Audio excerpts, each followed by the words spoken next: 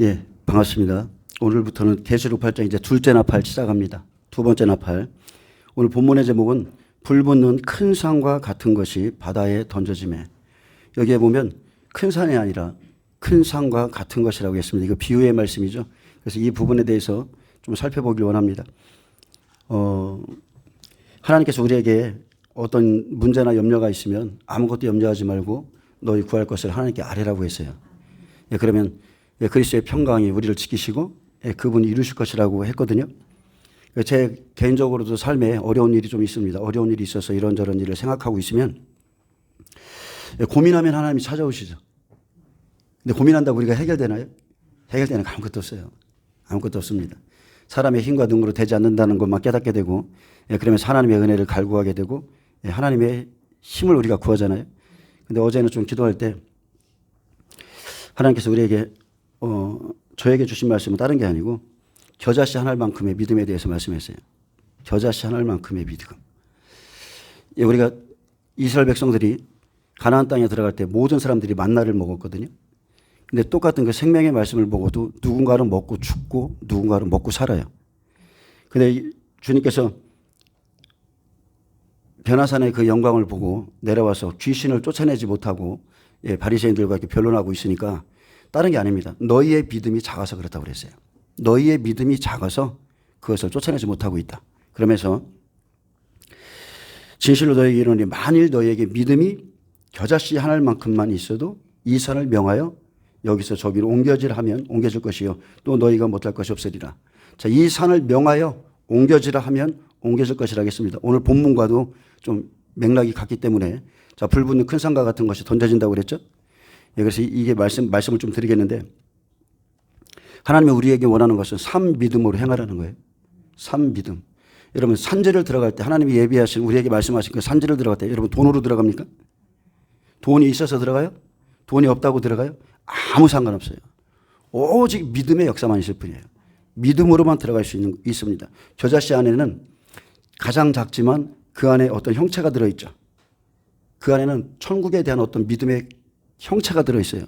그 형체를 깨트리면 산 믿음만 가지면 하나님의 역사가 일어나고 그래서 여러분이 믿음의 철칙을 세우셔야 돼요. 믿음의 철칙. 반드시 어떤 일이 이루어진다는 거. 그것은 믿음으로밖에 가능합니다. 그 어떤 거로서도 안 돼요. 그래서 하나님께서 제가 고민하고 있는데 산 믿음을 가지라고 해라. 이렇게 말했어요. 산 믿음. 여러분 산 믿음을 가지시길 축복합니다. 걱정과 근심하는 사람이 있는가 하면 걱정과 근심 안에서 기도로 이렇게 돌이키는 사람들이 있거든요. 육신의 사람들은 걱정과 근심만 하고 있어요. 그런데 영의 사람은 걱정과 근심이 올 때 기도합니다. 그러면서 이제 응답받죠. 그런 믿음을 가지시길 축복합니다. 자, 이제 둘째 나팔이 부러지면 불붙는 큰 산과 같은 것이 바다에 던져집니다. 자, 둘째 나팔. 이것은 한 일의 시작이면서 두 번째 나팔인데 바다에 쏟아지는 심판이죠. 무역이 파괴됩니다.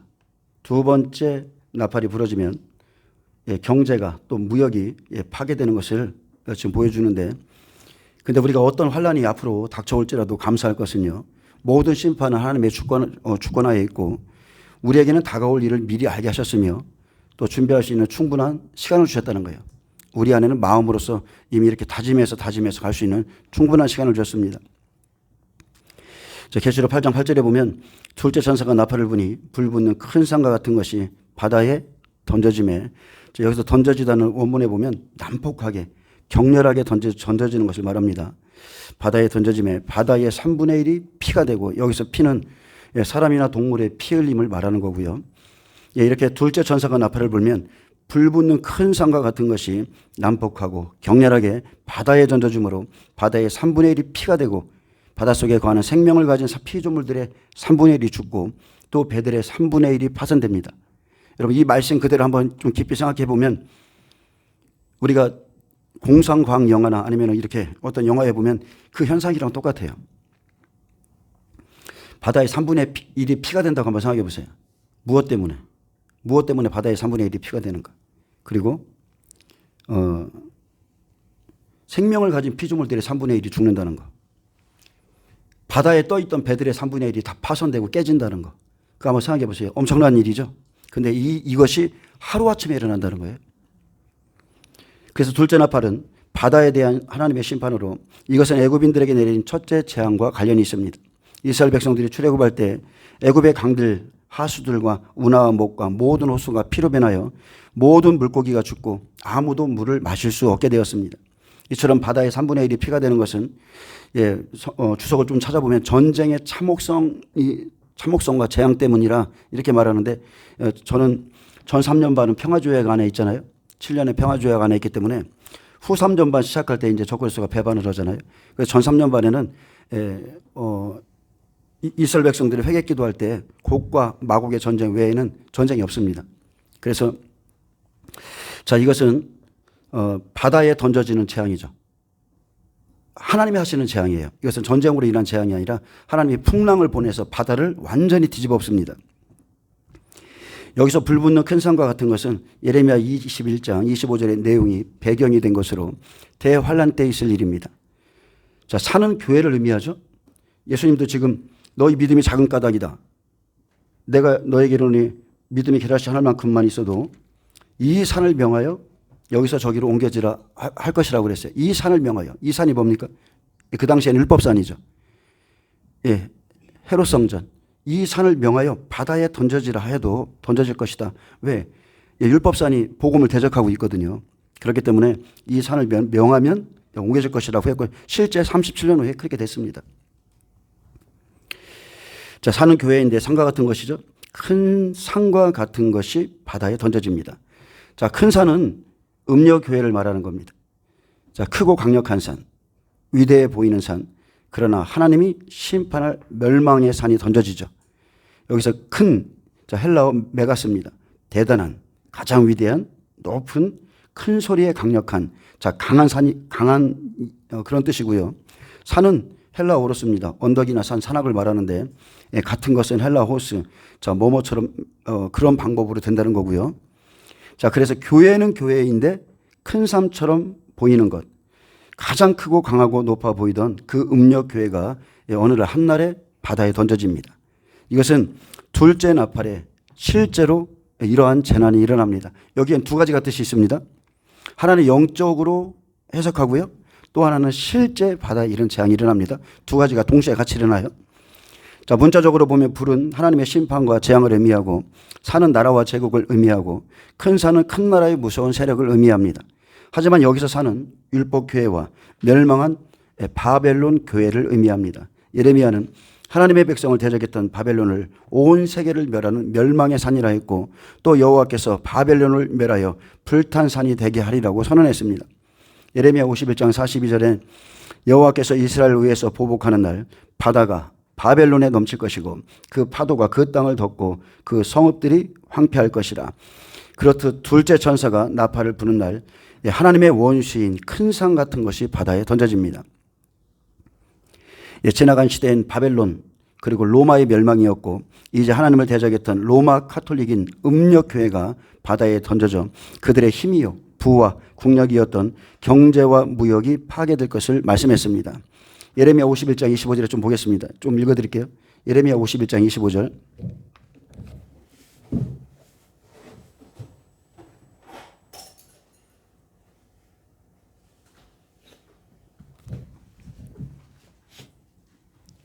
예, 여호와의 말씀이니라. 온 세계를 멸하는 멸망의 산아, 보라, 나는 내 원수라.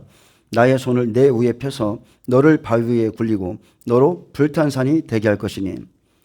자, 온 세계를 멸하는 멸망의 산은 교회로 본다면 7교회 중에 두아디라 교회죠. 두아디라는 하나님과 원수된 교회입니다. 자, 두아디라는 제가 좀 읽어드릴게요. 잠깐만.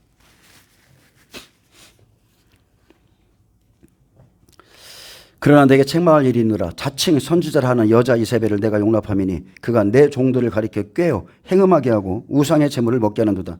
또 내가 그에게 회개할 기회를 주었을 때 자기의 음행을 회개하고자 하지 아니하는도다. 볼지어다 내가 그를 침상에 던질 터이요 또 그와 더불어 간음하는 자들도 만일 그의 행위를 회개하지 아니하면 큰 환난 가운데 던지고 또 내가 사망으로 그의 자녀를 죽이리니 모든 교회가 나는 사람의 뜻과 마음을 살피는 자인 줄 알지라. 내가 너희 각 사람의 행위대로 갚아주리라.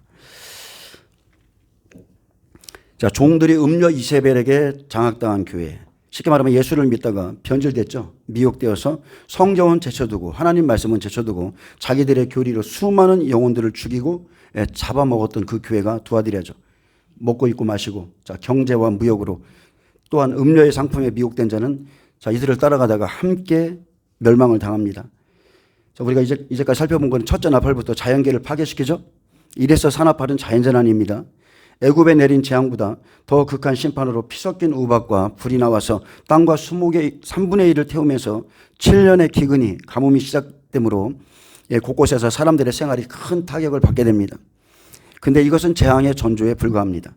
생태계에 대해 혼란이 올 것이지만 아직 3분의 1을 남겨놓으신 것은 회개하고 돌이키라는 하나님의 긍휼이 있죠. 하나님께서 이스라엘을 심판하실 때 한 나라를 들어 사용하신 것처럼 세상을 심판할 멸망의 도구는 그 시대의 가장 악한 왕들이었습니다. 바로나 헤롯을 보면 그들은 2살 아래로 아이들을 다 학살했고 또 아합과 이세벨은 여호와의 선지자들을 다 죽였습니다. 마지막 종말엔 전 세계에 피해 대혁명을 일으킬 저그리스도가 등장하고 그 배후에 있는 음녀와 함께 예수의 증인들의 피해 그들이 취하게 된다고 했습니다. 이제 둘째 나팔이 부러지면서 땅뿐 아니라 바다와 그들의 샘을 말려 하나님보다 더 의지했던 경제와 무역을 가차없이 파괴할 것을 말씀하고 있습니다. 출애굽기 7장에 나오는 첫째 재앙은 애굽 사람들이 의지했던 풍요한 나일강을 제일 먼저 쳐서 그 물이 다 피로 변하게 하는 것이었습니다.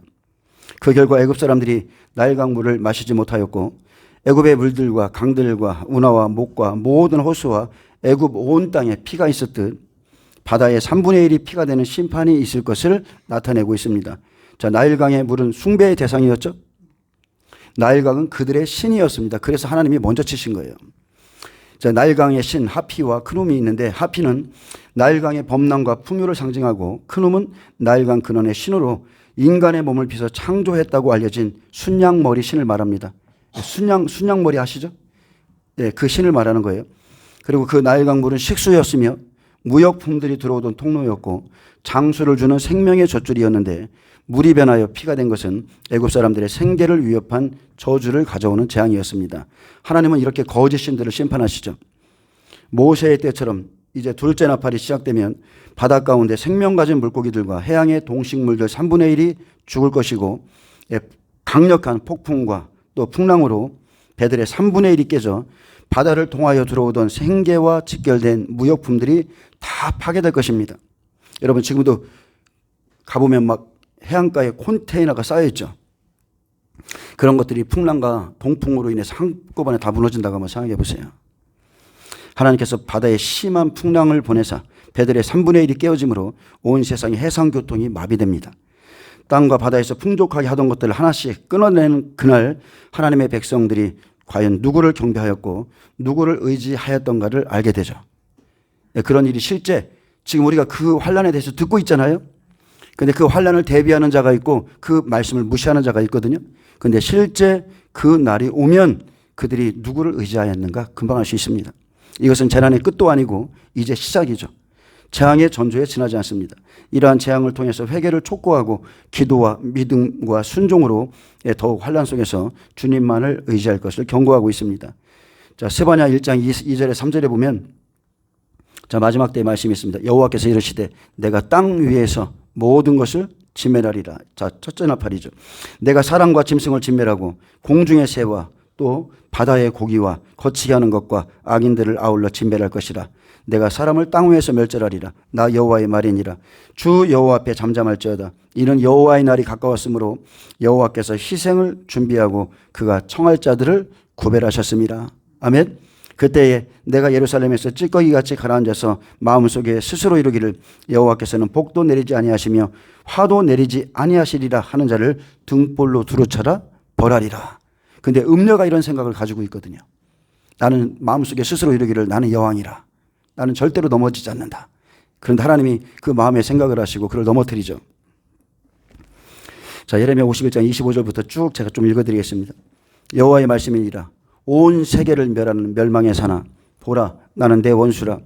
나의 손을 내 위에 펴서 너를 바위 위에 굴리고 너로 불탄 산이 되게 할 것이니 사람이 내게서 진 모퉁이 돌이나 기초돌을 취하지 아니할 것이요 너는 영원히 황무지가 될 것이니라. 여호와의 말씀이니라. 만군의 여호와 이스라엘 하나님께서 이와 같이 말씀하시되 딸 바벨론은 때가 이른 타작마당과 같은지라 멀지 않아 추수 때가 이르리라.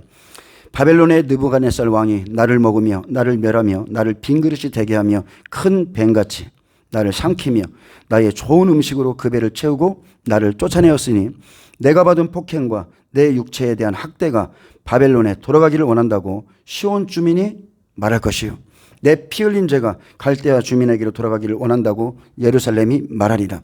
그러므로 여호와께서 이같이 말씀하시되 보라 내가 내 송사를 듣고 너를 위하여 보복하여 그의 바다를 말리며 그의 샘을 말리리니.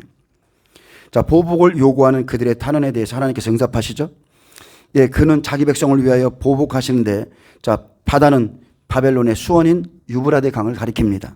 하나님보다 유브라데 강의 풍요와 자연환경의 이로움을 의지했던 것들을 다 무너뜨려서 예, 그날에 그들의 기대를 한순간에 꺾으시죠. 자, 37절에 보면 바벨론이 돌무더기가 되어서 승냥이의 거처와 혐오의 대상과 탄식거리가 되고 주민이 없으리라. 그들이 다 젊은 사자같이 소리 지르며 새끼 사자같이 으르렁거리며 열정이 일어날 때에 내가 연애를 베풀고 그들이 취하여 기뻐하다가 영원히 잠들어 깨지 못하게 하리라. 여호와의 말씀이니라. 내가 그들을 끌어내려서 어린 양과 순념소가 도살장으로 가는 것 같게 하리라. 자, 이렇듯이 지금 자, 이렇게 7머리 10뿔 위에 앉아있고 7산 위에 앉아있는 그 큰 산, 음녀의 최후가 이렇게 될 것에 대해서 구약을 통해서 이렇게 말씀하셨는데, 자, 온 세계를 멸하는 멸망의 사나 보라 나는 내 원수라 했습니다. 여기서 사는 바벨론을 의미하죠. 자, 바벨론은 평지의 위치에 있으나 여기서 산으로 표현한 것은 그가 떨쳤던 국제적 위세를 염두에 둔 말입니다. 그는 열방들을 위해 굴림에 있었지만 하나님과는 원수이기에 여호와의 손에 붙잡힐 것이고 결국 불타게 될 것입니다. 마지막 때도 바벨론은 음녀의 산입니다. 계시록 17장 18절이 바벨론이거든요. 그래서 음녀교회는 하나님의 원수요 온 세계를 멸망시키는 산입니다. 7교회 중에서는 두아디라 교회가 두아디라 교회를 의미하고요. 정확히 말한다면 두아디라 교회는 로마 카톨릭입니다. 예수님의 이름을 가지고 강하고 가장 높은 산처럼 서 있지만 예수 믿는 자들을 잡아 죽이는 멸망의 산이 바벨론이죠. 계시록 17장 6절에 또 내가 보매 이 여자가 성도들의 피와 예수의 증인들의 피에 취한지라. 내가 그 여자를 보고 놀랍게 여기고 크고 놀랍게 여기니. 그래서 이 여자는 7머리 10뿔 가진 짐승을 탄 여자로 로마 카톨릭을 의미합니다. 음녀는 로마 카톨릭입니다. 너를 바위에서 굴리고 너로 불탄 산이 되게 할 것이니. 멸망의 산 바벨론을 심판하실 때 자, 바위에서 떨어지죠. 바위에서 하나님이 굴린다고 그랬어요. 즉 반석에서 떨어지는 겁니다. 믿음에서 떨어진 자들 아니면 믿음에서 파산하게 하는 그 자들이 마지막에는 다 불타 죽습니다. 여러분 성경을 믿으셔야 돼요. 카톨릭 교리대로 믿으면 그냥 지옥 갑니다. 그들은 이미 10계명 중에 자, 이미 1, 2계명을 다 버렸어요. 너는 나 외에 다른 신들을 두지 말라고 그랬죠. 그런데 종교 통합을 누가 이뤘습니까? 로마 교황이 이뤘습니다. 너를 위하여 새긴 우상을 만들지 말라고 그랬죠. 그런데 마리아 우상부터 시작해가지고 많은 우상들이 카톨릭에 있습니다. 로마 카톨릭의 중심인 바티칸은 라틴어로 말하면 미래를 점치는 사람입니다. 점치는 사람. 쉽게 말하면 점치는 언덕이죠. 여기에는 범신론을 가지고 있기에 이 사람들은 모든 곳에 미사를 드리고요. 자, 화상미다부터 시작해서 마리아를 숭배하기도 하고 가정에서도 보면 마리아 상을 갖다 놓고 염주에다가 하면서 마리아에게 제사 드리는 거 저도 봤거든요. 다 이런 것들이 우상 숭배입니다. 구원의 확신이 없는 구도자들. 그러니 이 사람들이 종교를 통합했죠. 구원의 확신이 없기에 오직 예수 그리스도만이 구원자임을 믿지 않죠. 성경의 진리보다 높이 앉아있는 교황은 지금 어떤 자리에 앉아있는 거예요? 영적으로 보면 루시퍼의 자리에 앉아있는 거예요. 천주교인들은 그를 거룩한 아버지라 부릅니다. 교황은 이미 하나님께서 가정이 여긴 동성애를 지지한다고 몇 번이나 찬성 의견을 냈죠. 그는 종교를 실제적으로 통합했고 그래서 아브라함 협정을 맺었잖아요. 그리고 모든 종교의 하나님, 뭐 부처든 뭐든 다 종교의 하나님은 다 똑같은 하나님이라 말하는 한 분이라고 말하는 거예요. 왜 그렇습니까? 바티칸에서 그들이 숭배하는 것이 마귀이기 때문입니다. 그들은 마귀를 숭배합니다. 바티칸의 모습 보셨죠? 뱀의 머리 형상으로 바티칸이 지어졌고 그 내부에 보면 여기에 뱀의 이빨이 있고 여기에 뱀의 이빨이 있고 이 강대상에 교황이 딱 서 있습니다. 뱀의 송곳니가 양쪽에 있어 그 중앙에 이렇게 단상이 있는 거예요. 그리고 막 뒤에 굉장히 이상한 것들이 막 뒤에 막 아주 산만한 것들이 있습니다. 이미 교황은 아브라함 협정과 종교 통합을 이끌어낸 음녀죠. 그를 따르는 사람들은 결국 지옥으로 이끌어가는 겁니다. 그들은 성경의 이 진리의 말씀을 제쳐놓고 자기들이 세운 교리, 제가 사도신경도 안 하는 이유가 그겁니다. 사도신경은 천주교의 교리입니다. 지금은 안 해요. 처음에는 그냥 믿음이 연약한 사람들 때문에 사도신경을 내가 이렇게 고백하고 함께 했지만 지금은 안 해요. 천주교에서 나왔거든요. 천주교 교리에서 따와서 조금만 변형된 건데 처녀 마리아가 아니죠. 처녀 마리아죠. 동정녀 마리아라는 말이 있을 수가 없는 거예요. 어쨌든 거기에는 문제가 심각한 것들이 있습니다. 자기들이 세운 교리로 수많은 영혼들을 잡아먹습니다. 그의 상인들은 땅의 왕족들이고 그들의 상품은 먹고 입는 것 모든 것들을 주관하죠. 그의 상품엔 계시록 18장에 가면 뭐가 있어요? 마지막에 종들과 사람의 영혼들까지가 그 음녀의 상품입니다. 계시록 18장 18절 너의 상인들은 땅의 왕족들이라 내 복술로 말미암아 만국이 미혹되었도다. 선지자들과 성도들과 및 땅 위에서 죽임을 당한 모든 자의 피가 그 성 중에서 발견되었느니라. 이게 바벨론이고 음녀입니다. 그래서 주님께서 계시록 18장 4절에 보면 또 내가 들은 하늘로부터 다른 음성이 나서 이르되 내 백성아 거기서 나와 그들의 죄에 참여하지 말고 그가 받을 재앙들을 받지 마라.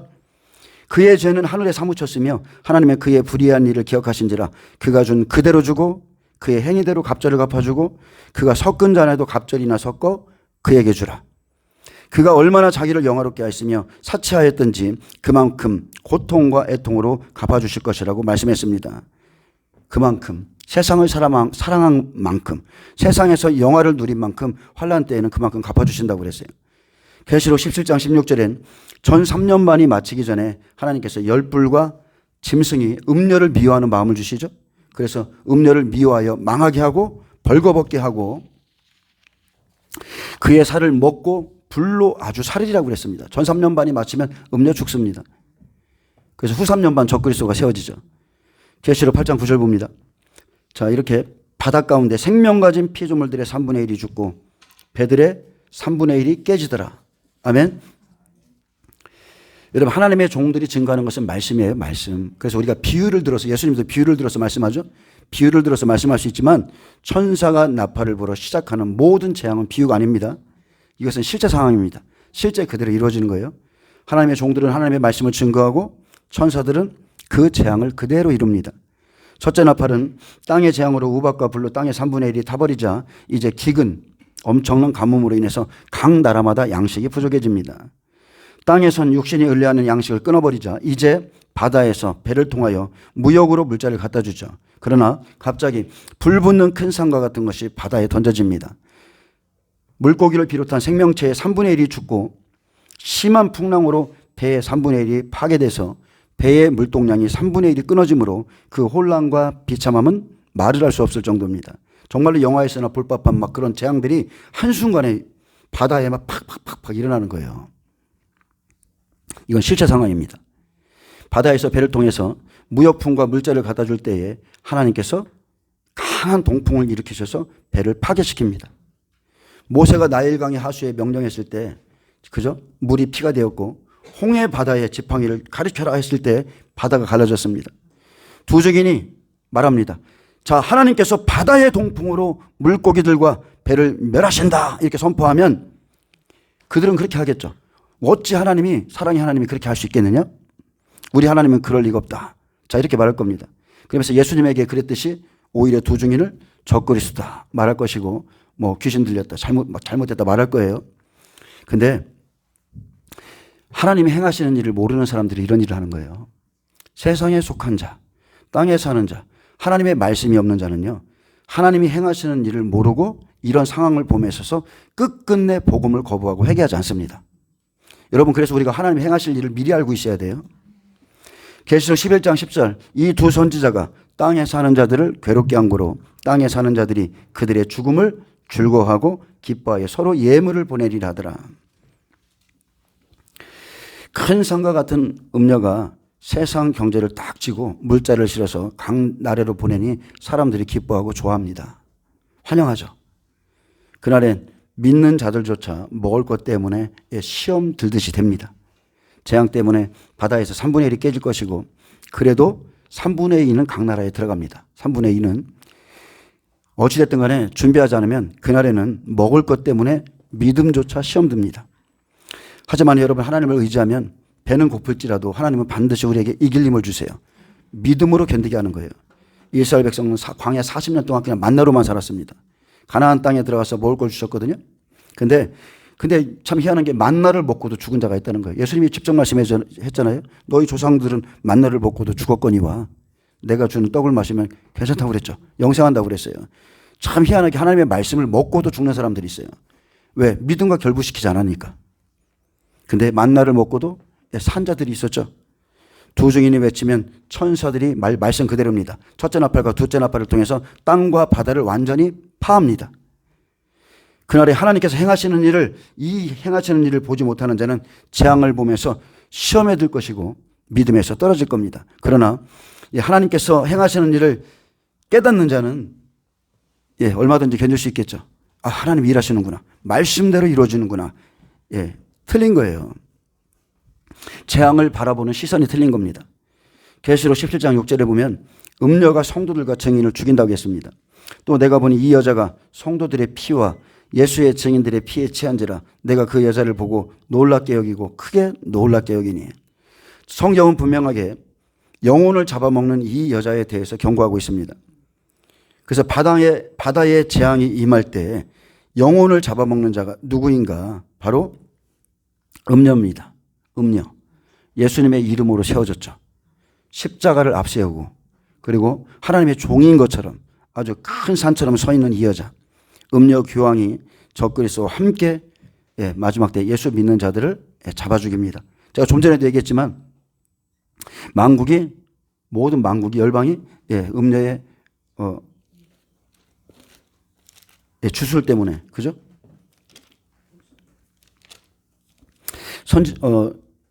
너의 상인들은 땅의 왕족들이라 내 복술로 말미암아 만국이 미혹되었다 그랬습니다. 음녀가 만국을 미혹해요. 복술로, 주술로, 약병, 약물 이런 것들로 앞으로 팬데믹이 일어나면 실제 일어날 겁니다. 이제 이걸로 만국을 미혹한다고 그랬어요.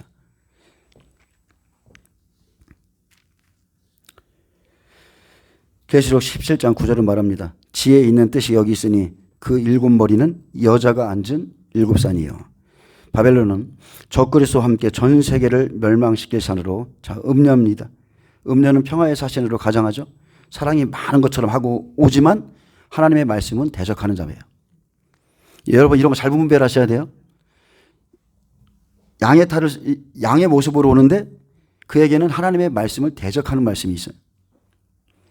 그래서 정인들과 성도들을 잡아서 핍박할 것이고 그들을 고문시킬 것이며 마지막에는 순교시킵니다.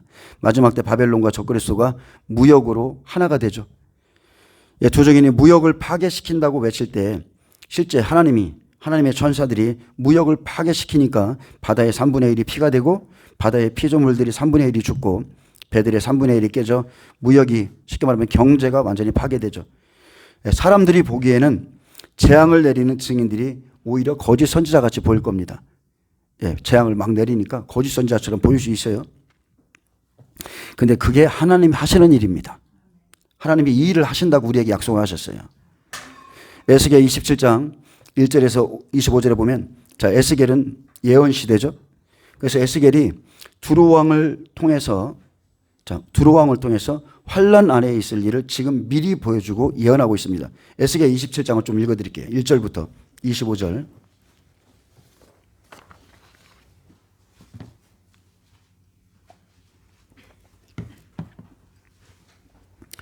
두로에 대한 예가입니다. 슬픈 노래죠. 예언 때는 두로왕이었지만 이것이 성취할 때는 우리 시대입니다. 음녀입니다. 음녀. 그가 지금 보여주는 건 뭐예요? 아름다운 무역선을 가진 두로왕.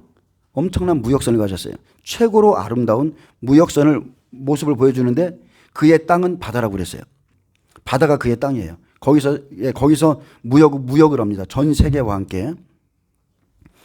여호와의 말씀이 1절부터 읽어드립니다. 여호와의 말씀이 내게 임하여 이르시되 인자야 너는 두루를 위하여 슬픈 노래를 지으라. 너는 두루를 향하여 이르기를 바다 어귀에 거주하면서 여러 섬 백성과 거래하는 자여 즉 무역하는 자여 주 여호와께서 이같이 말씀하시되 두루야 내가 말하기를 나는 온전히 아름답다 하였도다. 자, 땅의 부귀 영화 속에 취하면 여러분 하나님이 보이지 않습니다. 나는 온전히 아름답다. 내 속으로 계속 나는 온전히 아름답다. 즉 루시퍼처럼 교만이 지금 두루 왕의 교만이 하나님 위에 있다는 거예요. 내 땅이 바다 가운데 있으며 자, 이 땅이 어디에 있다고요? 바다 가운데. 바다가 그의 땅입니다. 왜요? 무역을 통해서 많은 사람들을 미혹하고 무역을 통해서 그들에게 그들을 미혹하기 때문에 그렇죠. 너를 지은 자가 내 아름다움을 온전하게 하였도다. 그래서 무역선의 아름다움을 이제 자랑하는데 이게 바로 그의 교만의 이유입니다. 자, 스닐의 잣나무로 내 판자를 만들었으며 너를 위하여 레바논의 백평목을 가져다 돛대를 만들었도다.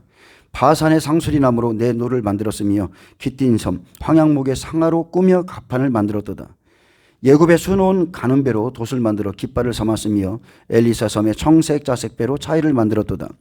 시돈과 아르밧 주민들이 내 사공이 되었으며 두로야 내 가운데 있는 지혜자들이 내 선장이 되었도다. 그발의 노인들과 지혜자들이 내 가운데에서 배의 틈을 막는 자가 되었으며 바다의 모든 배와 그 사공들은 내 가운데에서 무역하였도다. 아멘. 엄청나죠? 그리고 10절부터 그들의 군대가 나옵니다. 바사와 룩과 붓이 내 군대 가운데서 병정이 되었으며 내 가운데에서 방패와 투구를 달아 내 영광을 나타냈도다. 아르와 사람과 내 군대는 내 사방 성위에 있었고 용사들은 내 여러 망대에 있었으며 내 사방 성위에 방패를 달아 내 아름다움을 온전하게 하였도다. 자, 이제 12절부터는요. 이제 음녀의 상인들 나옵니다. 무역의 내용들이 나와요. 자, 모든 나라가 음녀와 거래합니다. 하물며 하나님의 백성 유다와 이스라엘 땅 사람도 음녀의 상인이었고 각 나라의 특색이 있는 모든 무역품들이 그를 통해서 거래됩니다. 전 세계가 그를 통해서 거래되는 거예요. 다시스는 각종 보화가 풍부함으로 너와 거래하였으며 은과 철과 주석과 납을 내 물품과 바꾸어 갔도다. 야왕과 두발과 배색은 내 상인이 되었으며 사람과 녹그릇을 가지고 내 상품을 바꾸어 갔도다. 도갈마 족속은 말과 군마와 노새를 내 물품과 바꾸었으며 드단 사람은 내 상인이 되었으며 여러 섬이 너와 거래하여 상아와 박달나무를 내 물품과 바꾸어 갔도다. 여기 한번 보세요. 얼마나 엄청난 물품들이 있는지. 너의 제품이 풍부함으로 아람은 너와 거래하였으며 남보석과 자색배와 수놓은 것과 가는 배와 산호와 홍보석을 내 물품과 바꾸어 갔도다. 유다와 이스라엘 땅 사람이 내 상인이 되었으며 민님 밀과 과자와 꿀과 기름과 유향을 내 물품과 바꾸어 갔도다. 엄청난 물품이죠. 엄청납니다. 마찬가지로 요한계시록 18장에도 똑같아요. 땅의 상인들이 그를 위하여 울고 애통하는 것은 다시 그들의 상품을 사는 자가 없습니다.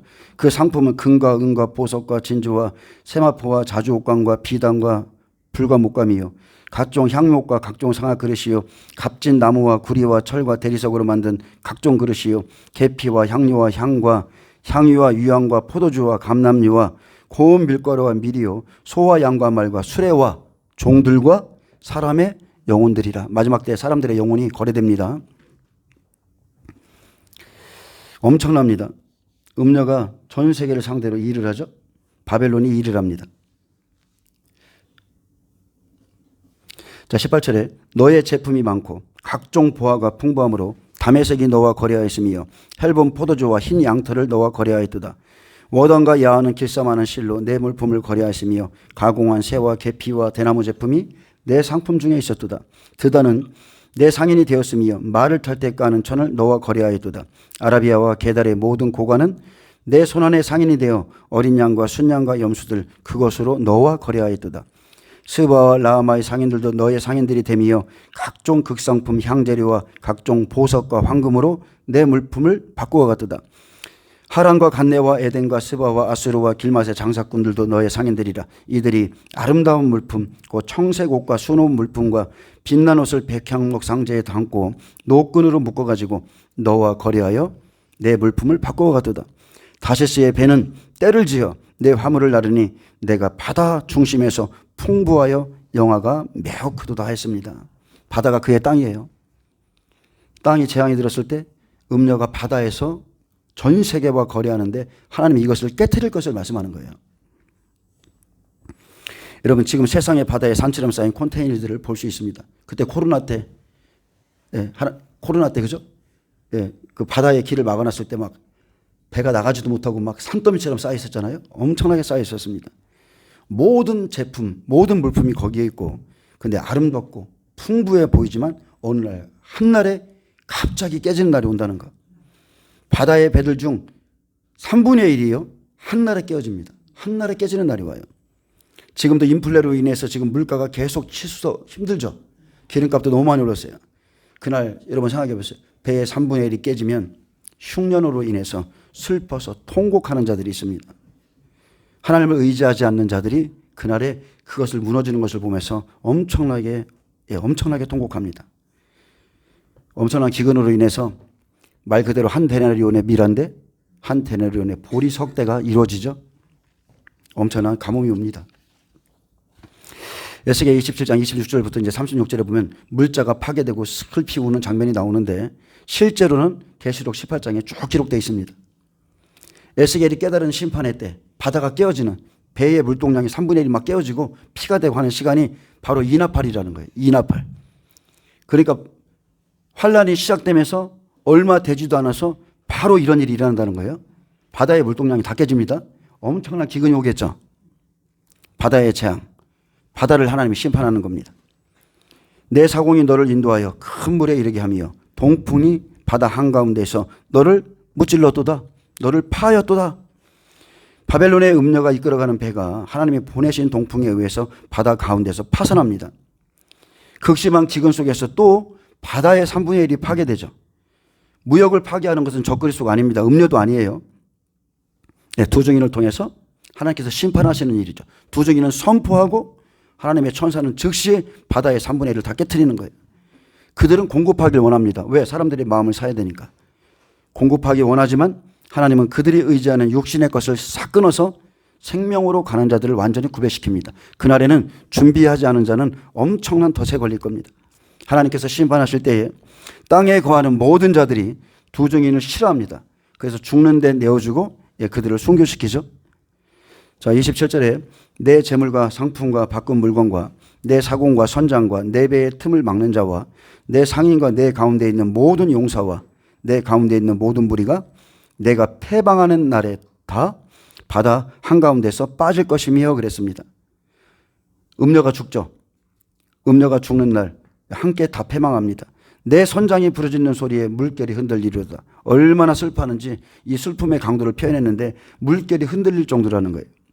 노를 잡은 모든 자와 사공과 바다의 선장들이 다 배에서 내려 언덕에 서서 너를 위하여 크게 소리질러 통곡하고 티끌을 머리에 덮었으며 제 가운데 뒹굴며 그들이 다 너를 위하여 머리털을 밀고 굵은 배로 띠를 띠고 마음이 아프게 슬피 통곡하리로다. 자, 이렇게 실제는 계시록 18장에 이 내용이 기록되어 있습니다. 바벨론으로 말미암아 치부한 이 상품의 상인들이 그의 고통을 무서워하여 멀리 서서 울고 애통하여 이르되 화이토다 큰 성이여 세마포 옷과 자주 옷과 붉은 옷을 입고 금과 보석과 진주로 꾸민 것인다 하면서 쭉 이들이 망하는 게 한날에 망하는 게 한 시간에 망한다고 그랬거든요. 한 시간 만에 망해요. 쭉 기록되어 있습니다.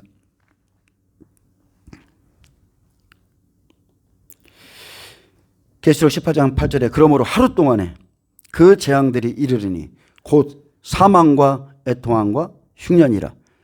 자, 한 시간만 그가 또한 불에 살라지리니 그를 심판하시는 주 하나님은 강하신 자이심이라. 한순간에 여기 하루 동안은 한순간 갑자기 그래서 사망, 애통함, 흉년으로 그들이 고통받을 거라고 그랬습니다. 또 16절에 이르되 화이토다 큰 성이여 옷과 자주 옷과 붉은 옷을 입고 금과 보석과 진주로 꾸민 것인데 그러한 부가 한 시간에 망하였도다. 어디죠? 가톨릭이죠? 모든 선장과 각처를 다니는 성객들과 선원들과 바다에서 일하는 자들이 멀리 서서 그가 불타는 연기를 보고 외쳐 이르되 이 큰 성과 같은 성이 어디 있느냐 하며 티끌을 자기 머리에 뿌리고 울며 애통하여 외쳐 이르되 화이토다 이 큰 성이여 바다에서 배부리는 모든 자들이 너의 보배로운 상품으로 치부하였더니 한 시간에 망하였도다. 이게 제2나팔에 이루어집니다.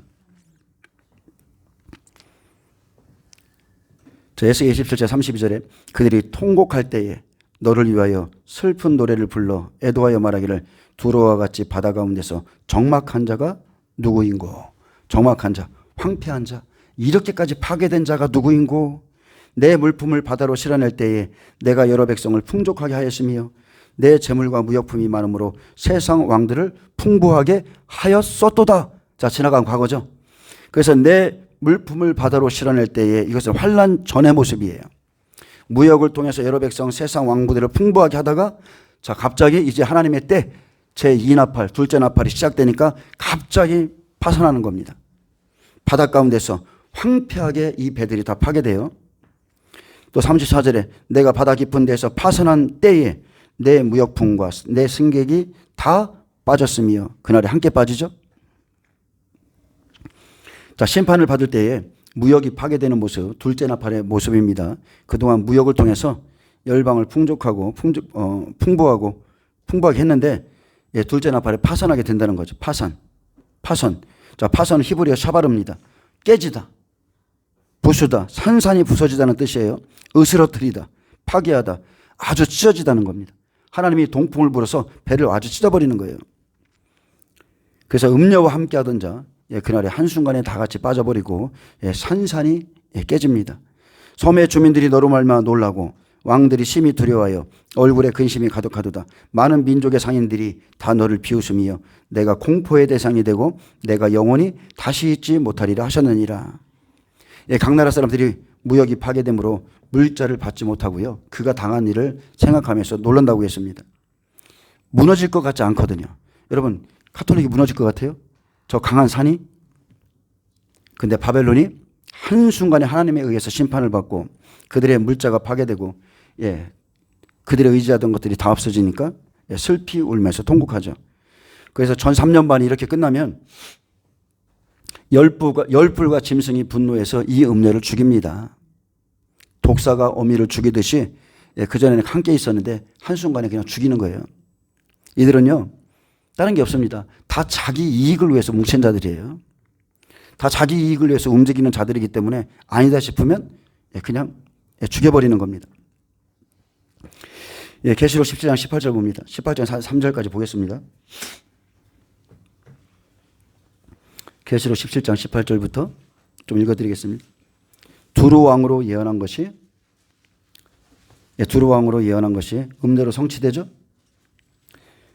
18절에 또 내가 본 그 여자는 땅의 왕들을 다스리는 큰 성이라 하더라. 자, 음녀는 땅의 왕들, 즉 각 나라의 대통령이죠. 그들을 다스리는 큰 성, 바벨론 성인데,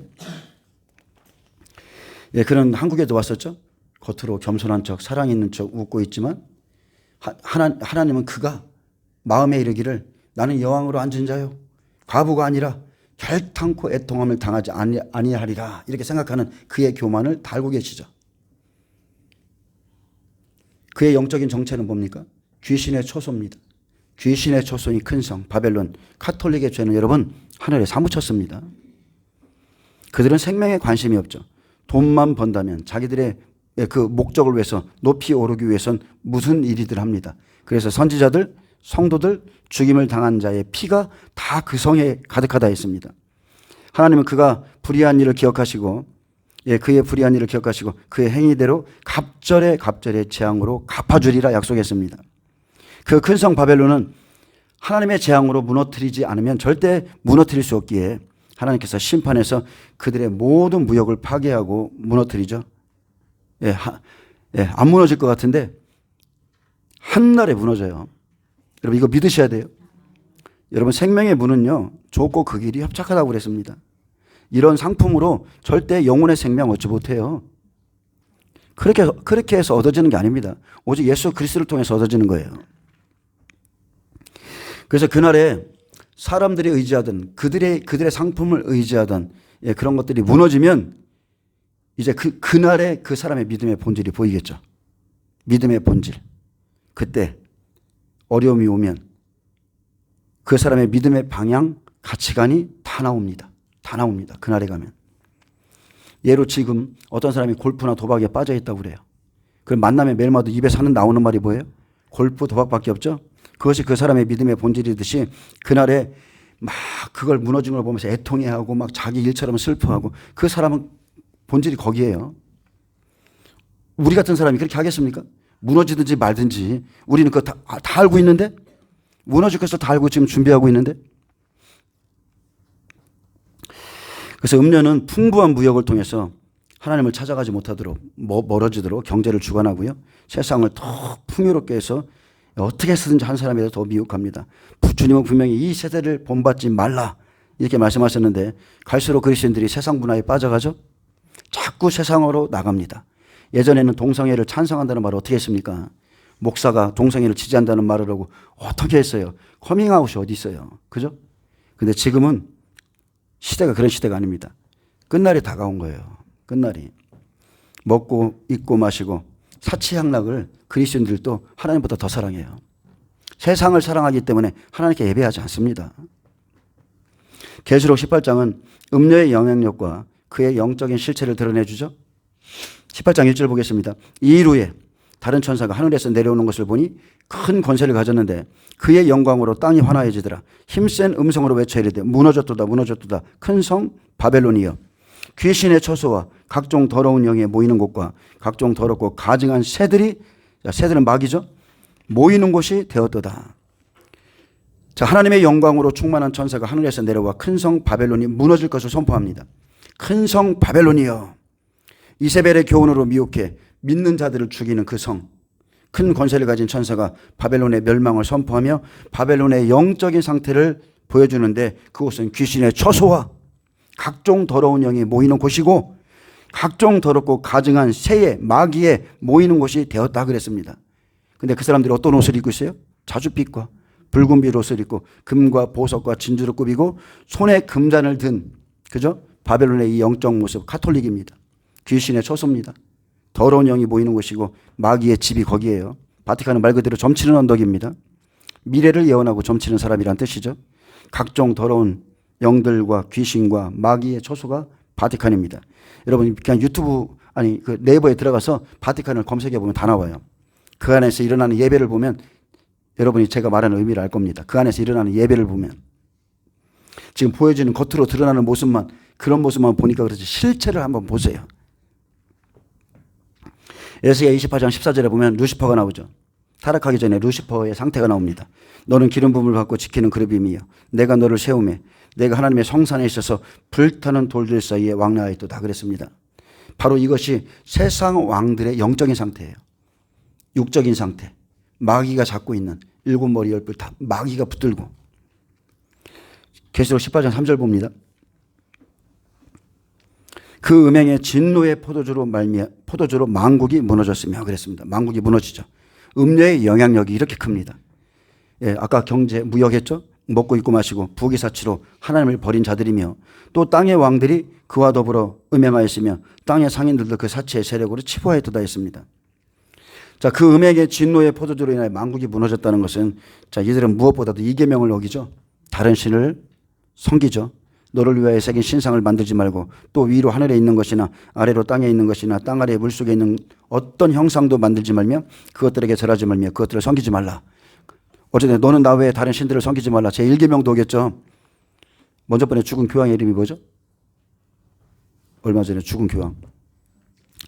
예, 프란시스코 교황이죠. 얼마나 이슬람권, 불교, 승려 다 찾아다니면서 종교를 통합시켜 놓고 죽었잖아요. 사람들은 그들이 그렇게 하는 것을 보고도 그 섬기는 거 보면 참 희한해요. 정말로. 어떻게 하나님의 생명이 있는가? 어떻게 저걸 보고 섬기지?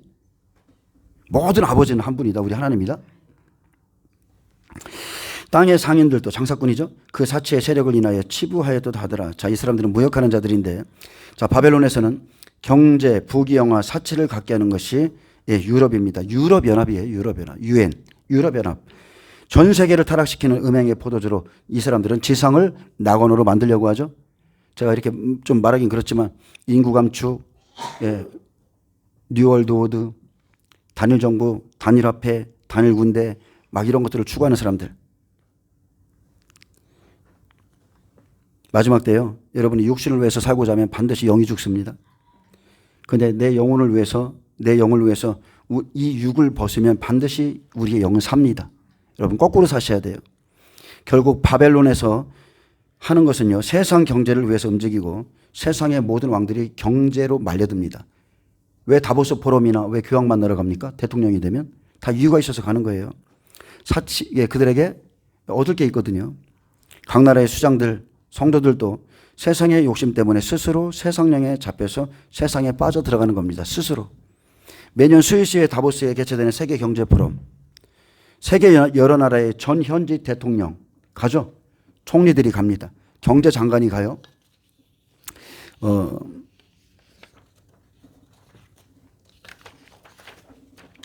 그리고 중앙은행 총재들, 초국적 기업의 총수들이 다 거기에 가고 지식인, 언론인들, 저명한 기업인, 정치인, 경제학자, 저널리스트 등이 모여서 세계를 움직이고자 폐쇄적인 사교 모임을 갖죠.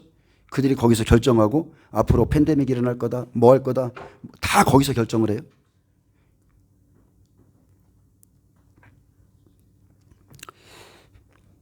진노의 포도주로 만국이 무너지고 땅의 왕들이 그와 더불어 음행하고 땅의 상인들도 그 사치의 세력으로 이렇게 치부하는 겁니다. 그래서 우리가 하나님을 찾기 위해서는 다른 게 없습니다. 여러분 세상 것을 날마다 버리는 겁니다. 계속 버리셔야 돼요. 하나님은 그것을 제하라고 말씀합니다. 자, 4절 보면은 또 내가 들으니 하늘로부터 다른 음성이 나서 이르되 내 백성아 거기서 나와 그의 죄에 참여하지 말고 그의 받을 재앙들을 받지 말라고 그랬습니다. 그런데 이 말씀은 예레미야 때도 똑같습니다. 예레미야 51장 6, 7절에 보면 바벨론 가운데서 도망하여 나와서 각기 생명을 구원하고 그의 죄악으로 말미암아 끊어짐을 보지 말지어다. 이는 여호와의 보복의 때니 그에게 보복하시리라. 바벨론은 여호와의 손에 잡혀 있어 온 세계가 취하게 하는 금잔이라 문민족이 그 포도주를 마심으로 미쳤도다 그랬습니다. 자, 세상은 바벨론에 취하게 하는 금잔, 음행의 포도주를 마시고 미쳤다 그랬습니다. 미쳤다는 것은 어리석다는 거예요. 정신없이 그냥 찌꺼린다. 그들의 그냥 주는 것들을 먹으면서 미치게 만듭니다, 사람을. 그래서 그리스도인조차도 서로 상식이 통하지 않는 세상이에요. 말을 하면 너무 어이가 없어. 그리스도인이 좌파를 지지하고 참 진짜 너무 어이가 없어요. 음행의 포도주를 마신 거예요. 음행의 포도주를 마시고 미친 겁니다. 상식이 안 통해요. 하나님은 자기 백성에게 말씀하시는 겁니다. 내 백성아 바벨론 가운데서 도망하여 나와라. 여러분 보세요. 민주당 보세요. 정치 얘기는 하고 싶지도 않은데 며칠 전에 누구 만나고 왔어요? 시진핑 만나고 왔어요. 거기서 4가지를 제시받았다는 거예요. 4가지 이거를 해라. 대한민국은요, 미국의 그 핏값으로, 그죠? 연합군의 핏값으로 세워진 나라예요. 저는 진짜 오늘 아침에도 열받아 죽겠는 게 다른 게 아니라 저도 전방에서 저기 군대 생활을 했지만 전방에 있는 군인들에게, 그죠? 총을 뺏고 3단봉을 쥐어줘서 근무를 쓰라는 거예요. 그래서 북한군이 넘어오면 총 맞아 뒤지라는 거죠. 3단봉을 갖고 있어라? 기가 막힙니다. 청문회에서 그걸 밝히니까 대들어요. 군인들에게 월급을 안 줘요. 돈을. 미쳤어요. 미쳤어요, 진짜. 근데 그리스도인이 그런 정권을 지지하고 아직도 정말 정신 못 차리는 미친 것들이 있어요. 정신 못 차려요. 도대체 어떤 사상을 갖고 있기에, 어떻게 성경을 읽었기에 하나님을 대적하는 그런 사람들을. 대한민국이 지금 다 무너지는데 우리나라 빚이 5,700조예요. 요새는 막 눈을 뜨면 로세 탄식같이 탄식이 나온다니까. 미칠 것 같아요. 분명히 하나님은 자기 백성에게 말씀한다고 해서 자기 백성. 내 백성아 바벨론 가운데서 도망하여 나와라. 그러면 자기 백성이면 그 음성을 듣겠죠. 자기 백성이 아니기 때문에 그 자리에 머물러 있는 겁니다. 너희는 경제 때문에, 먹는 것 때문에, 일상 때문에 그런 거에 세상에 포로되지 말고 나와라. 그런 죄에 참여도 하지 말아라. 여러분 생명으로 가는 하나님의 백성들은 나오셔야 돼요. 마지막 때 먹고 입고 사는 것에 부자 되고자 하지 마시고 치우치지 말고 나오셔야 돼. 거기서 나와 그의 죄에 참여하지 말고 그가 받을 재앙들을 받지 말라 했습니다. 그러나 음행의 포도주를 마신 자는 아무 감각이 없습니다. 아무 감각이. 정말 답답합니다. 그리스도인들은요, 풍족하면 안 돼요. 이렇게 풍족하면 하나님 배도합니다. 대부분의 사람들이 그럽니다. 솔로몬처럼 됩니다. 그런데 내 삶에 부족함으로 기도할 거리가 있을 때 하나님을 향한 기도가 강해지죠. 심령이 가난해야 돼. 부족해야 돼. 막 그래 하나님을 찾아요. 여러분에게 부유를 준다고 한번 해보세요. 여러분 가난보다 더 무서운 게 부유예요. 조금 살만한 거. 그래도 어느 정도 숨통이 트인 거. 그게 그 부유와 안일함 속에서 여러분 기도 안 나옵니다. 도리어 그 사람들은 기도하지 않고 어떻게 하냐면 근심해요. 걱정하고 염려만 합니다. 기도의 자리는 안 나오면서 그게 육신입니다. 그게 육신. 근심만 하는 사람들. 육신의 사람들은 근심과 걱정과 염려가 없을 때 안일함에 빠져서 기도하지 않습니다. 어떻게 되겠지. 하나님의 도우심이 없어도 그냥 어떻게든 살만하기 때문에 기도가 끝이는 거예요. 옛날에 3시간, 5시간을 기도했는데 지금 30분도 안 해. 기도가 끝이에요. 어떻게 되겠지. 어떻게 되겠지. 내 백성아 거기서 나와 그의 죄에 참여하지 말고 그의 받을 재앙들을 받지 말라. 바벨론 가운데서 도망하여 나와서 각기 생명을 구원하고 그의 죄악으로 말미암아 끊어짐을 보지 말자다 그랬습니다. 여러분 하나님이 말씀하실 때요 즉각적으로 순종하셔야 돼요. 제가 하나님의 말씀을 선포하잖아요. 그 말씀에 여러분 즉각적으로 순종하셔야 돼요. 저도 답답한 게 뭐냐면 하나님의 말씀을 대언하는데도 그냥 무슨 지절거리는 소리로 들어요. 안 들어요. 듣는 사람은 끊임없이 듣습니다. 안 듣는 사람은 끝까지 안 듣습니다. 그리고 지금 바벨론 같은 교회, 풍족한 교회, 막 상품이 넘치고 뭐가 넘치고 막 영화롭고 이런 교회에 있다면 여러분 즉시 도망해서 나와서 자기 생명을 구원하세요. 그 사람들 왜 못 나옵니까? 너무나 지금 좋은 게 많거든. 그 교회에 너무나 좋은 게 많아. 여기 있으면 내가 막 큰 사람이 된 것 같고 우리 교회 목사님이 유명하고 너무나 누릴 게 많고 그런데 메시지가 이미 다 WCC, NCK 막 다 넘어가가지고 배도하고 있는데 절대 안 나옵니다. 자기 생명을 구원하라고 그랬습니다. 자기 생명 거기서 나와서 그들의 죄에 참여하지 말라고 그랬어요. 자 5절에 보면 그 죄는 하늘에 사무쳤으며 하나님은 그의 불의한 일을 기억하신지라 그랬습니다. 그 죄는 하늘에 사무쳤다. 하나님의 일을 방해하기 위해서 그들이 하는 것은 여전히 먹고 있고 마시게 하는 것이죠. 이런 것들은 다 사탄의 일입니다. 나에게 경배하라. 내가 모든 것을 주겠다. 원하는 모든 걸 주겠다. 하나님은 그의 불의한 일을 기억하신지라 의를 쫓지 않고 세상을 쫓아가는 모든 것을 다 기억합니다.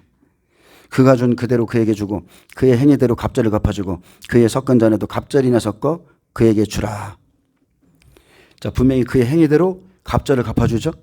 그의 행위대로입니다. 갑절을 갚아주시는데 쉽게 말하면 그가 심은 대로 거두게 하신다는 거죠. 악한 것도 그대로 기억하신 하나님께서 우리의 모든 행위도 기억하신다는 거 꼭 기억하세요. 하나님은 그대로 갚아주시는 분입니다.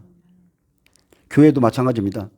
내게 맡겨준 영혼 끝까지 천국에 갈 수 있게 인도해 주어야 되는데 그렇게 하고 싶어도 그 사람들 스스로가 인도를 안 받아요. 그 사람들 스스로가.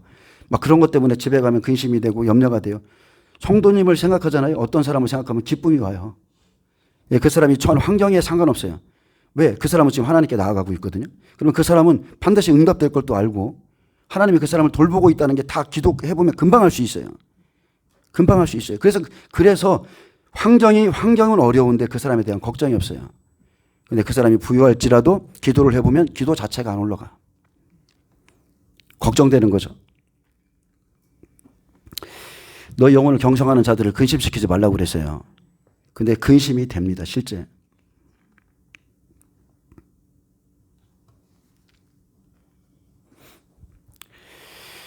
또 그의 섞은 잔에도 갑절이나 섞어 그에게 주라 했습니다. 자, 음행의 포도주를 하나님의 말씀에 섞은 대로.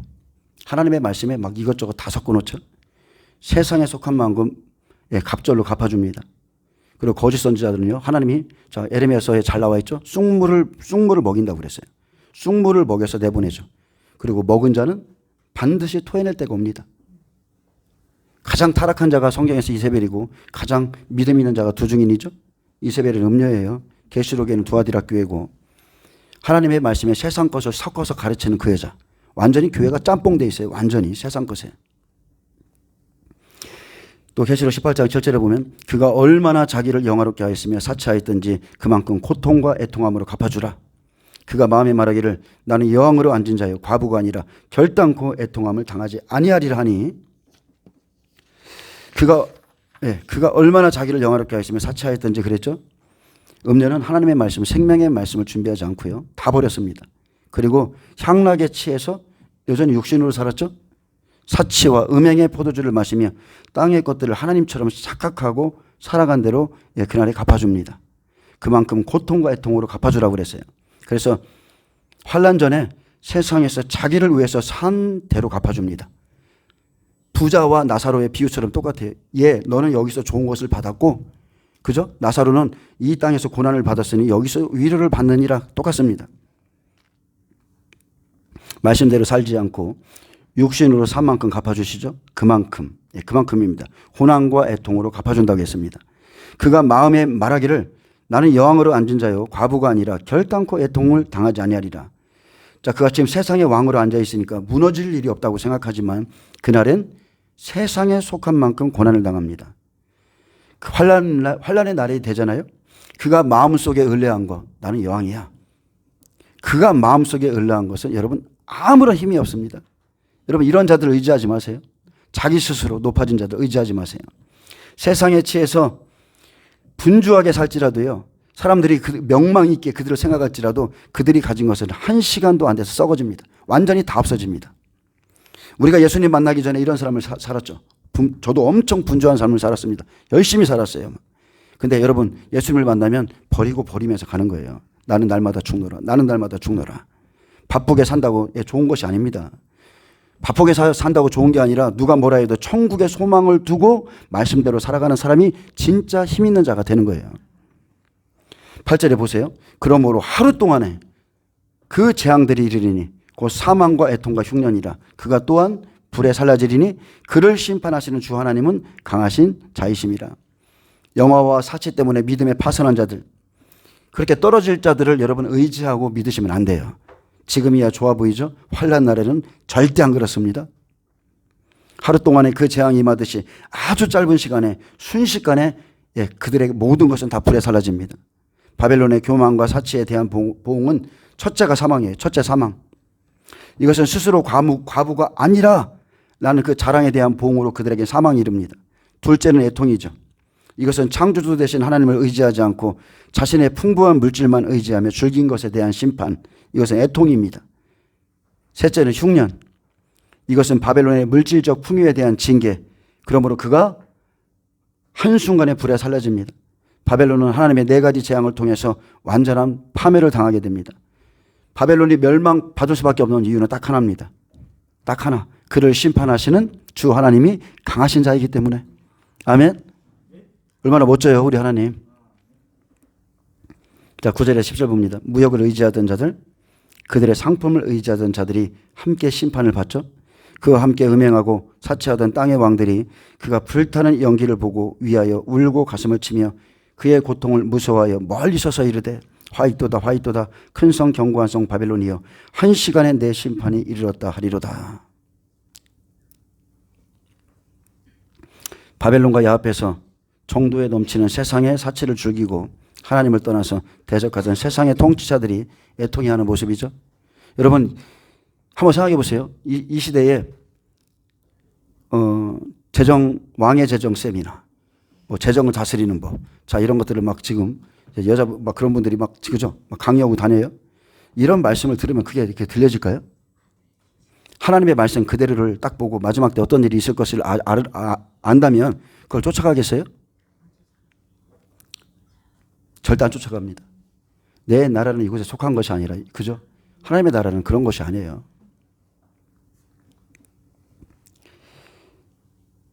세상의 사치를 즐기고 하나님을 떠나서 그런 것들을 요구하고 그런 사람들이 세상에 통치하되 애통해하는 모습인데, 자 이들은 바벨론과 연합한 겁니다. 연합해서 사치를 죽였고 또 교만해져서 하나님을 대적했기 때문에 바벨론의 교만과 사치의 파괴가 곧 이제 자신들의 파괴가 될 것을 알았기에 울고 가슴을 치며 막 무서워했습니다. 이제 곧 우리다. 우리에게 심판이 있겠구나. 그래서 멀리 서 있던 것은 바벨론 성이 불살라져 파멸당할 때의 그 열기가 어땠는지를 잘 보여주는 거예요. 얼마나 무서운지 멀리 서서 지금 그렇게 하는 겁니다. 견고한 성 바벨론이여 한 시간에 내 심판이 이르렀다 하리로다. 자, 견고한 성이라고 했는데 한 시간에 무너졌다고 그랬어요. 자, 이 말은 상충적이죠. 대주되죠. 이 대조되는 이 말은 바벨론 성에 임한 심판의 강도가 어느 정도인지를 강조하고 있습니다. 이렇게 견고한 성이 여리고성과 같이 그냥 무너질 것 같지 않았는데 1시간 만에 무너지는 겁니다. 그냥 함성으로 무너지듯이 무너지는 거예요. 땅의 왕들이 보기에 아주 너무나 견고해서 자신들을 보호해주고 안전을 보장해줄 것처럼 보였는데 여기만 딱 붙어 있으면 괜찮을 것 같아. 그런데 세상의 어떤 것으로도 파괴되지 않을 것처럼 보였던 바벨론 성은 하나님의 가공스러운 심판으로 순식간에 파괴됩니다. 그래서 여러분 참된 것을 의지하세요. 참된 거. 다 무너질 것들이에요. 자, 11절만 보고서 이제 끝내겠습니다. 자, 바벨론이 하는 일이죠. 음력하는 일입니다. 땅의 상인들이 그를 위하여 울고 애통하는 것은 다시 그들의 상품을 사는 자가 없습니다. 바벨론이 그들이 원하는 땅의 상인들이 원하는 그 상품을 주고 그들을 미혹하고 그들을 자기 수하에 뒀었는데 이제 무너졌죠. 땅의 상인들은 바벨론의 사치에 부응해서 부를 축적했습니다. 그러나 바벨론 성에 하나님의 심판이 임했을 때 상인들은 과거에 바벨론과 더불어서 부를 축적하고 사치를 즐긴 만큼 반드시 애통함을 당해야만 됩니다. 반드시 당해야 돼요. 하나님을 대적하는 자, 거기에 붙어서 사치를 누리고 즐긴 만큼 환난 날에는 그만큼 애통합니다. 여기서 울고 애통하는 것은 단순히 흐느끼는 정도가 아니라 완전히 원문에 보면 대성통곡을 한다고 그랬어요. 대성통곡을 의미합니다. 근데 이 눈물의 의미가요. 단순히 바벨론의 멸망 때문에 저 사람을 사랑해서 우는 게 아니죠. 부와 사치의 대명사인 바벨론의 멸망으로 자신들의 이익을 보장해 주던 그 기반이 상실되었기 때문에 우는 거예요. 예를 들어서 내가 좋아하는 어떤 정말 존경하는 목사님이 잘못됐거나 이러면 막 그저 그 사람의 아픔 때문에 우는데 이 사람들은 그런 관계가 아닙니다. 상인들의 슬픔과 애통은 철저하게 이기적인 마음에서 비롯된 것이죠. 이게 마지막 시대 여러분 교회의 모습이에요. 사람과 사람 사이에 형제의 의가 있어야 되는데 그런 게 없어요. 부와 사치를 추구하거나 교회 안에서 얻을 게 있고 내 이익에 뭔가 부합될 것 같으면 그런 교회에 가서 바벨론과 같은 교회 얼마 상관없어요. 그냥 섬기는 겁니다. 안 맞으면 또 남으면 돼.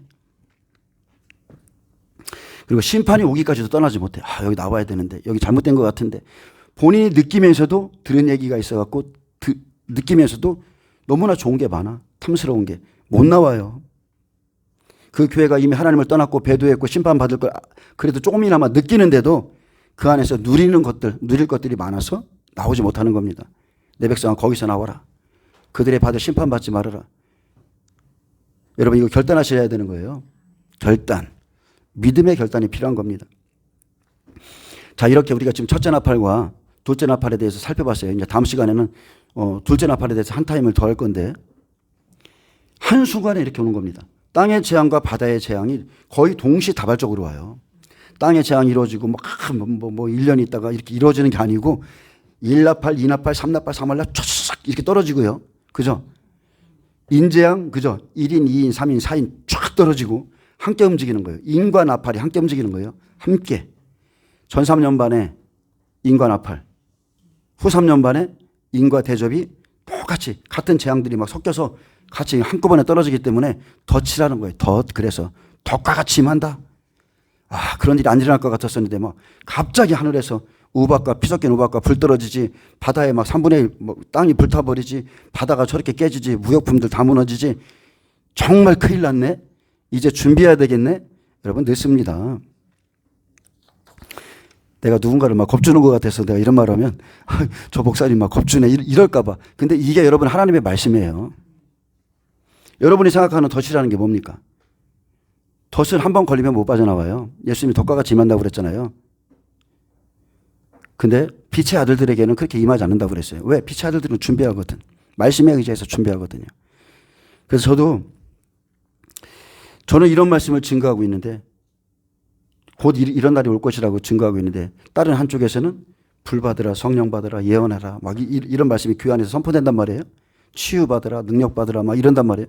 그러면 도대체 뭐가 맞는 건지 나도 헷갈릴 때가 있어. 나도 어떤 때는 막 저 사역 좀 하고 싶어. 근데 이제 사명이 조금씩 틀리겠지만 어쨌든 간에 하나님이 원하시는 것은 마지막 때에 때를 따라 양식을 나눠줄 종이 있으면 좋겠다고 그랬습니다. 왜냐하면 양식이 있어야 성도들을 준비시키거든요. 하나님의 말씀이 있어야 그 말씀의 두려움으로 인해서 야, 이런 일이 있구나. 거기서 나와야 되겠구나. 이런 일나팔, 이나팔의 재앙이 임하겠구나. 나와야 돼요. 그래서 준비해야 돼요. 제가 마지막 때를 준비하는 것은 여러분 이건 다른 게 아니에요. 돈이 있고 없고의 문제가 아니라 믿음의 크기의 문제인 거예요. 믿음의 크기. 믿음으로 모든 걸 할 수 있습니다. 믿음으로 모든 걸 취할 수 있습니다. 그래서 지금 내가 믿음이 부족하거나 이렇게 생각하시면 돼. 만약에 여러분의 자녀가 갑자기 오늘 무슨 일이 생겼어. 어머니 나 오늘 사고 나서 감옥에 가야 될 것 같아요.